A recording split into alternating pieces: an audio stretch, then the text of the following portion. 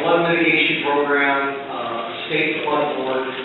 It approves the projects. You can either allow the community to retain the sales tax, or you have the state flood fund, which, I'm saying this out loud so that somebody can correct me, so jump in and correct me if I'm incorrect in my understanding of this. In the bill, there is no dollars that are allocated for that state flood fund. You have to have a 50% local match, also have to be in a federally declared disaster area. That would then make this over 80 counties. Am I correct in that? Over 80 counties that would be in their cities that would be open to this. Okay.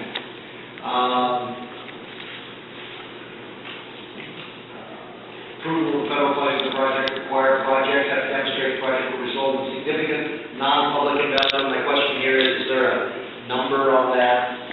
What is the top of the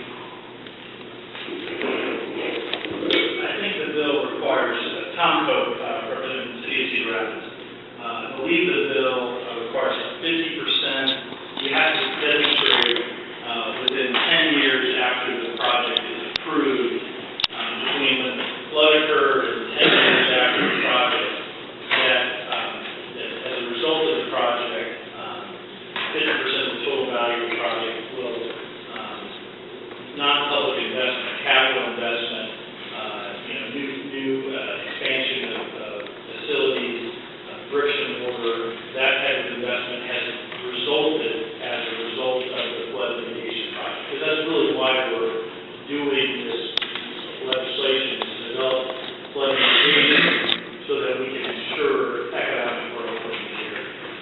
So you're 50%? Yeah. So there's a 50% match. It's not a match, but it's a threshold. No, I know that. There's two 50% we're dealing with the bill. 50% match at the local level and 50% of non-public investment. It has to occur over the next 10 years. Does that be just within the area that's been designated, or is that an overall? It's within the area, the applicant's total area. So we can sit within. That's right. Sunset 2016, maximum is $15 million, with the match would be a total of $30 million, 70% of the gross. So in low, if my understanding of the idea, again, yesterday the first time I would dealt with this, the idea behind, this is an accurate statement, the idea behind the state flood fund would possibly be for areas that would not have the sales tax growth, but can still use flood mitigation projects. Out here. Okay. Well, probably Cedar County too. Probably Village of Rochester, I would imagine.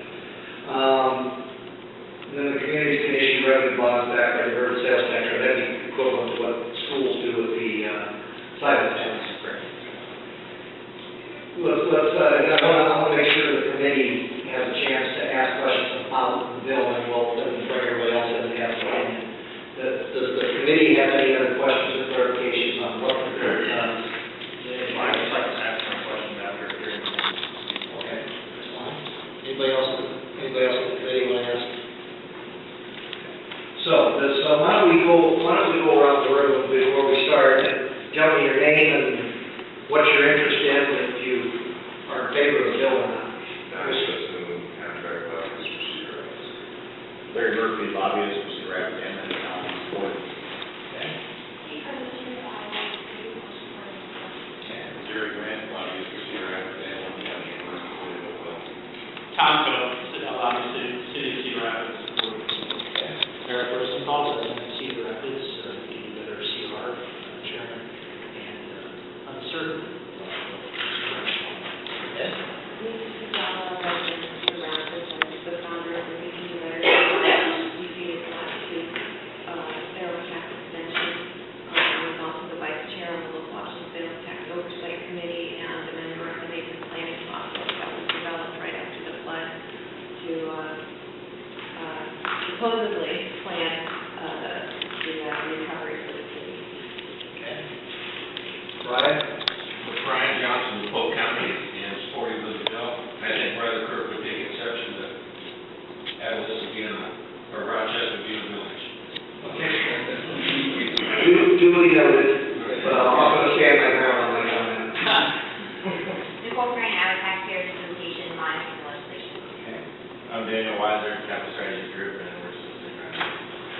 bill has been through the staff. John Snyder, real estate.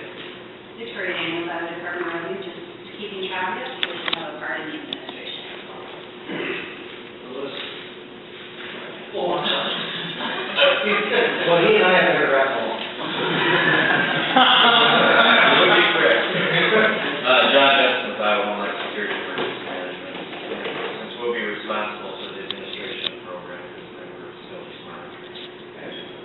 Who's the answer, House Hogg and Corbett? Amy Buell, resident of Cedar Rapids, past president of Cedar Rapids neighborhood. Shane Beckman, resident of Cedar Rapids, also questioning the bill. AJ Ditmar, flood victim and representative for the people that live in the Greenway and construction zone in Cedar Rapids, unsure about the bill. Joe Romano with the House Democratic Research Staff.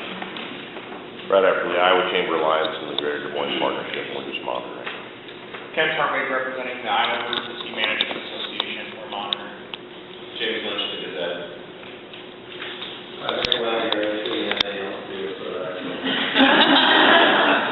Scott Weiser, representing CRST International, is interested in the bill. Terry Harmon, Alliant Energy, interested in the bill. Lena Rosenberg, Alliant Energy from Cedar Rapids, interested in the bill.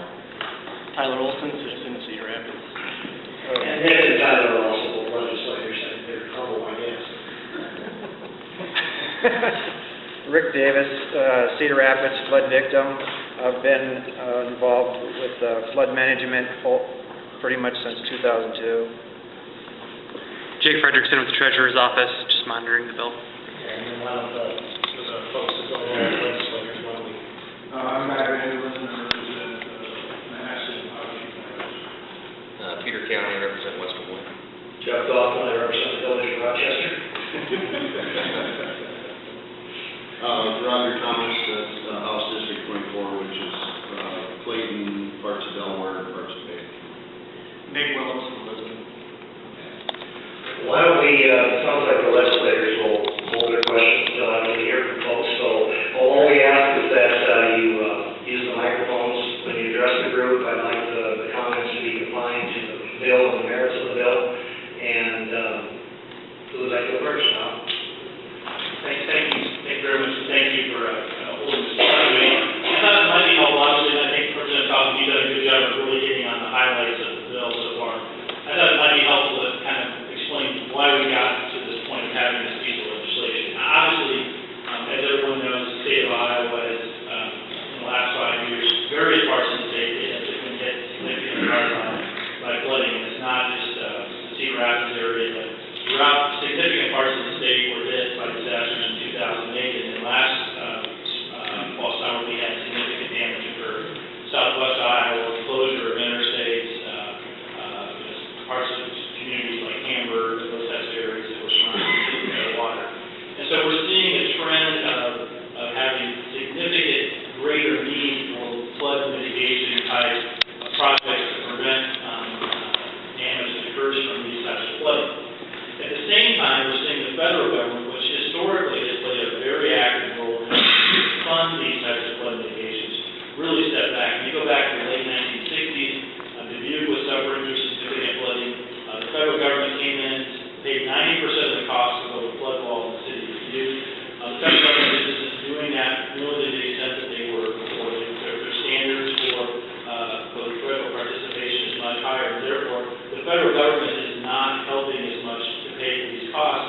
Yet we're talking about areas of the state that provide a significant economic impact. For instance, in the city of Cedar Rapids, if you look at some of the major ag processors, 20% of all the corn that is processed in the state is processed in the city of Cedar Rapids. You have a significant factor like Quaker oats, which significantly makes that 17% of all the oats in the state of Iowa go to that facility. 60% of all Quaker's products are processed at that facility that sits right on the river. It was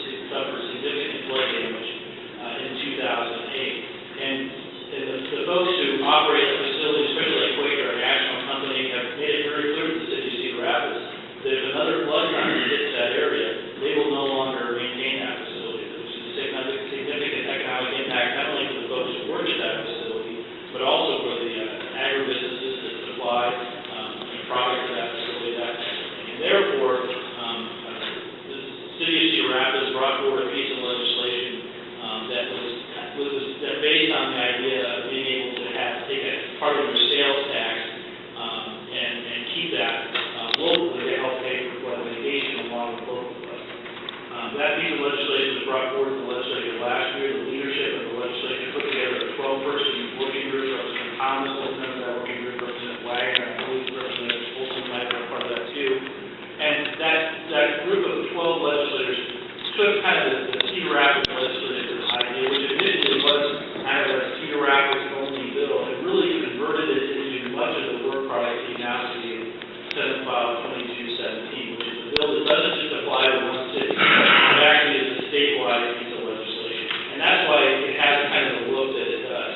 In order to make it a statewide bill, we had to create a board, in essence, to receive applications from any city in the state that would qualify, and determine which cities would be eligible either to maintain part of the sales tax revenue growth, or to receive funding from the sales tax, from the flood fund, for those smaller communities that don't have really any sales tax growth. And that is basically the genesis of the bill that we have before you. As you pointed out, the bill was approved 15-0 in the Iowa Senate, and was approved with a strong bipartisan vote in the Appropriations Committee here in the House about 10 days or so. So that's kind of the background position. Happy to answer any specific questions that those have. I might add for members of the House that have been on, just because it passed it, shouldn't make you suspicious. I understand that, but I said. If we get out each speaker, somebody has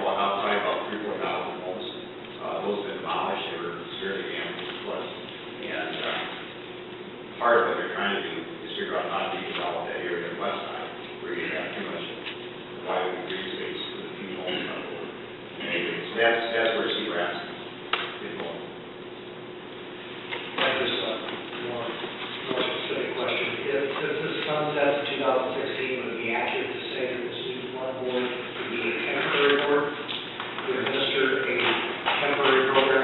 Is that accurate? I think the members of the Senate, wanted to look at the demand. Every general Senate has the ability to sunset any piece of legislation before any piece of legislation. I think they want to look at the demand across the state. I mean, there are towns like Parkersburg, 5 years ago, almost half demolished by a tornado, New Hartford, places like that would be eligible for this. This isn't just flood, it's a national disaster area. If I would answer your question, actually, the board would remain, even if the program is not reauthorized by the legislature, to ensure compliance of any projects that were approved. Okay. And then move this question around, say, we didn't know the cost of that work. It's around $200,000. Say that again. Around $200,000. Are they paid or is that mostly violation secretarial on that? Yeah, it's pretty good. Okay. Would like to speak next? I think we'll take our turn. Sarah Rosen, Policy Director, Chairman. We're here with flood victims who experience the outcomes, the results of the previous legislation.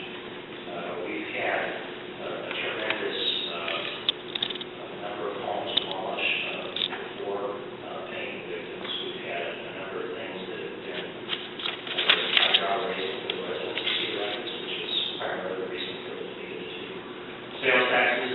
The legislation is similar to previous pieces of legislation which have gone through this body and have resulted in, I guess, a great deal of conservation in the city of Cedar Rapids.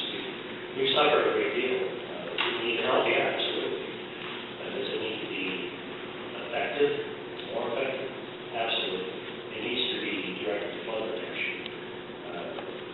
I think the taxpayers of Cedar Rapids, I think the taxpayers of the state deserve to have legislation which is binding on the funding mechanisms that are built into the legislation. And we don't see any kind of enforcement within this piece of legislation. We think it would be amended. We hope it's amended. There are people here with us this morning and who are short of their back, short of their back this morning. We read how much because they feel very strong. And they have a lot of experience with the legislation that's been passed through this body in the last couple of years to deal with these issues. And we're pretty confident today. But, you know, we come fully confident this is not just a Cedar Rapids issue, too. But Cedar Rapids did suffer what it's on. And so much dependent on this gentleman on the right here. A lot of it is dependent on how we recover from this.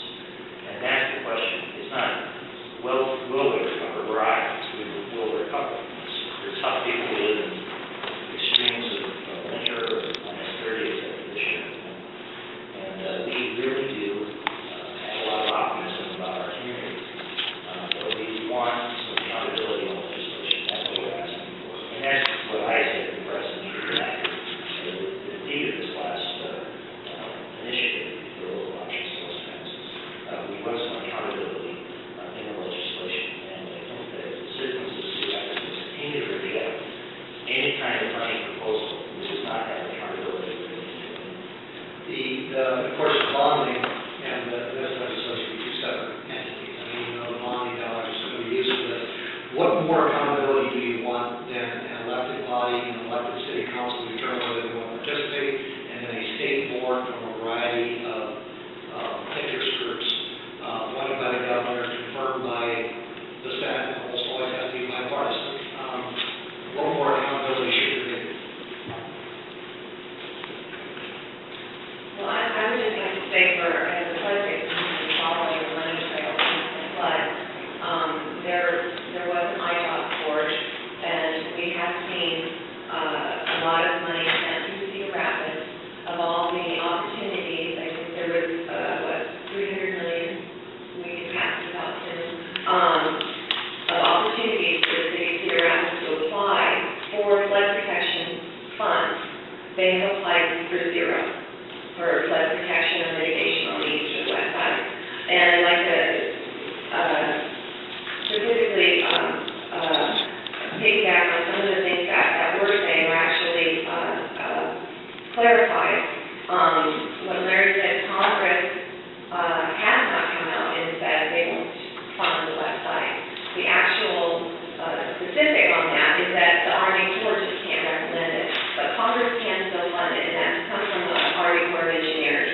And what our information that we provide is all documented on our website. We can do that as we are. And I have the email from the Army Corps of Engineers that says Congress can still authorize and appropriate 65% for the west side. Our city leaders have not lobbied for that. Another thing I'd like to say is, in terms of the buyout, it was referred to as mitigation progress in the city. And what has happened with that buyout procedure, specifically on the west side of residential, and it's very tragic what's happened there. What happened is after the flood, the city of Cedar Rapids hired these environmental crews and went in and just trashed these homes. And what they were aiming for is to get them deemed an imminent threat. Under Section 403 of the Stafford Act and the administration rules from FEMA say that these imminent threats need to be caused directly from the disaster. So they hired these environmental crews to go in and trash them and find any reason at all. The asbestos, mold. One of my friends he had an add-on to his garage add-on to his house, and the garage collapsed, but the house was completely intact. And they demolished the whole entire thing. There have been completely rehabbed homes that the city has demolished. There are in 2010, there was over 500 homes demolished. 85% of those were demolished before the flood victim was paid. This has been a backdoor eminent domain from the beginning, and our city leaders continue to call it voluntary acquisition. And the purpose to deem them an imminent threat under Section 403, what happens is there's three advantages for the city to have done this. One is that it can be demolished